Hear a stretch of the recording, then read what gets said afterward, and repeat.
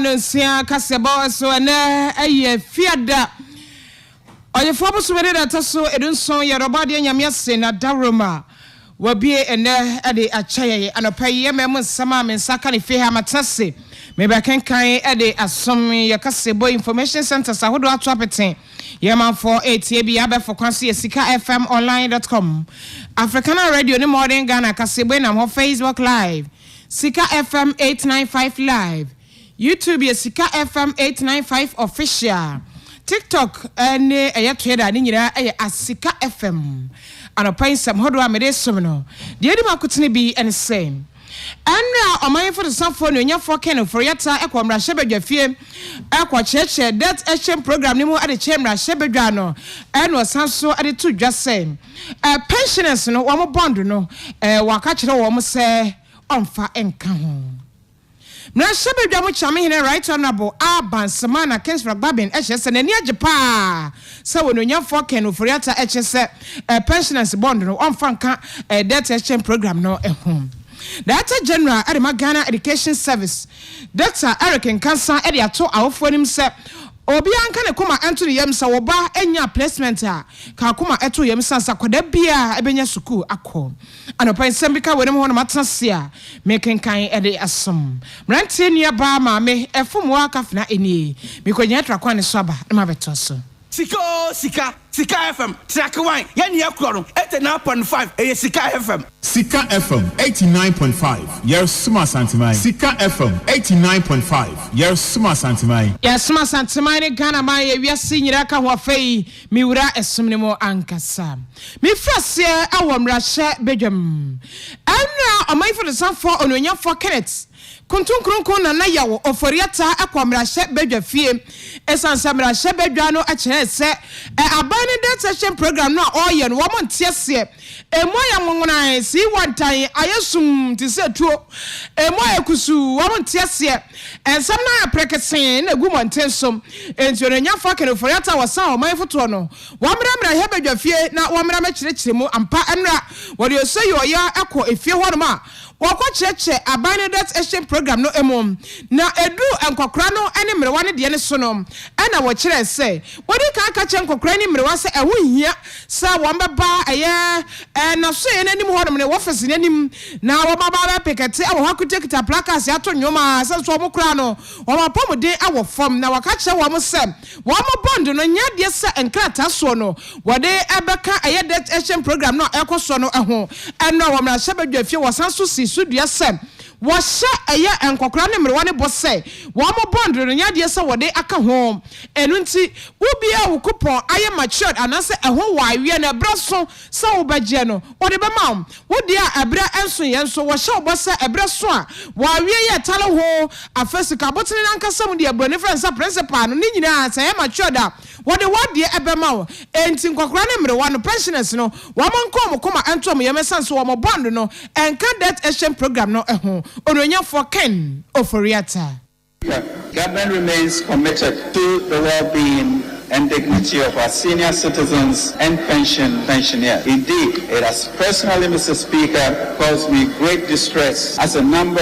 of our pensioners have picketed at the premises of the Ministry of Finance since Monday, February 6, 2023. I have already indicated in my press release, Mr. Speaker, dated 14th February 2023, the government will honor their coupons, payments, and maturing principles, like all government bonds, in line with government's fiscal commitment. Mr. Speaker, in seeking to understand the concerns of our senior citizens, I have met to them on 3 occasions. The most recent was yesterday, 15 February 2022, where I explained the terms of the new bonds. Mr. Speaker, I subsequently wrote to their convener, letting him know, Mr. Speaker, that all pensioners who did not participate in the bond offering are exempted. Mr. Speaker, I pray that puts paid to the need for our senior citizens to picket at the ministry. Mr. Speaker, I would like to thank all those who helped in those discussions. Ononya for Ken oforiata asaso atwa so se enei baby o man yedro Sikka Kase3 akwaba sasase kwa IMF got 3 billion Ediba so ya mfe na ye dead action program no. Eya COVID-19 o, COVID-19 and what this idea we nyira abra ye tie no.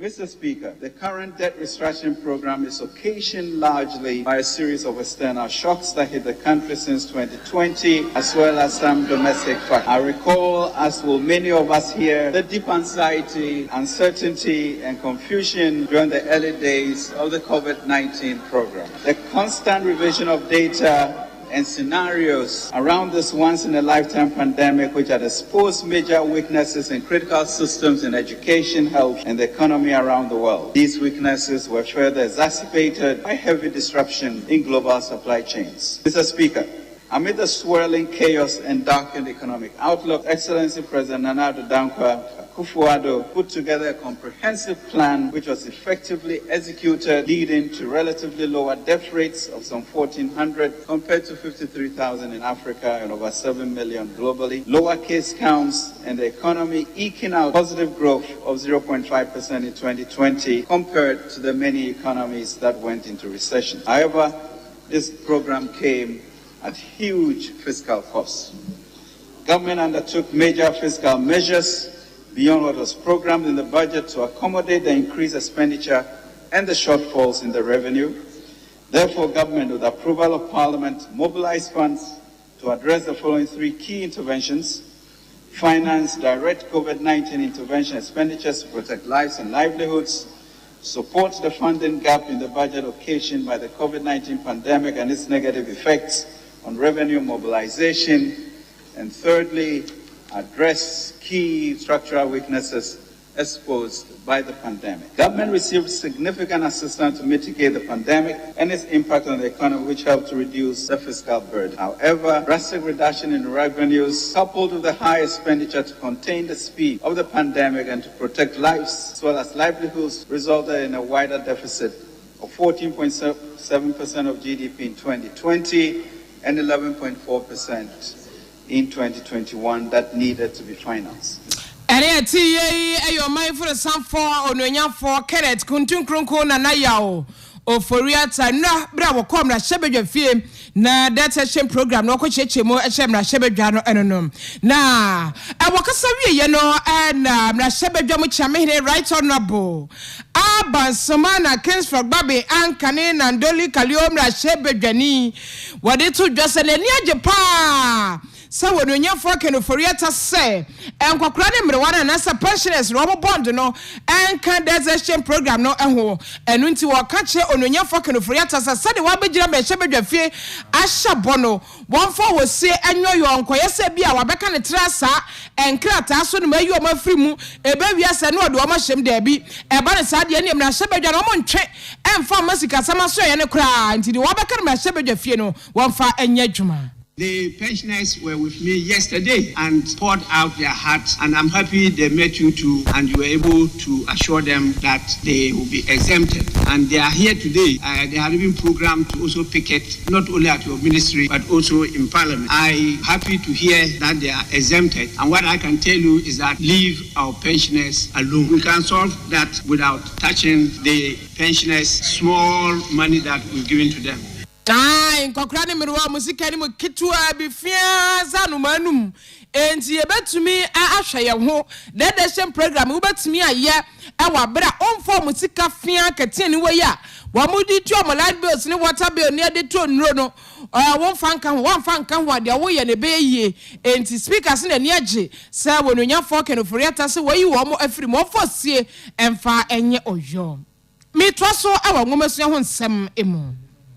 Director General at Ghana Education Service, Dr. Eric Nkansa, and our day ato awfo nyina nim se besine oba enya placement ya ma koma ento yam sansa akwada bia ni wodma ya beje na chire yani omu nyina na akro fees ni high school no akwada bia ebekọ bi enti wo ba enya placement anya feina asa obema ade na foforo so bi na se haw bi wo chinchin sa na ma ade no bobo so sa no na wo bi begina abaka asem bia kire wo na wogye de no wabu hwini mpoto ba wiase no na wagye usika de okan no wantimi anye enti ma akoma ento yam Dr. Eric Kase so mo de niema eguna akwa ma akoda bia ebenya placement anye suku akọ ochese awofo no nkoso amomani enna ho na wo mo a pese ya zana mamisika na aba no ba bia de ne kwoto ne kwa wantimi aboa mekwa akọ headmaster so masinti mamisika no safo no awofo no momani ne ho na wo mo anu omo na de eche nkotua sika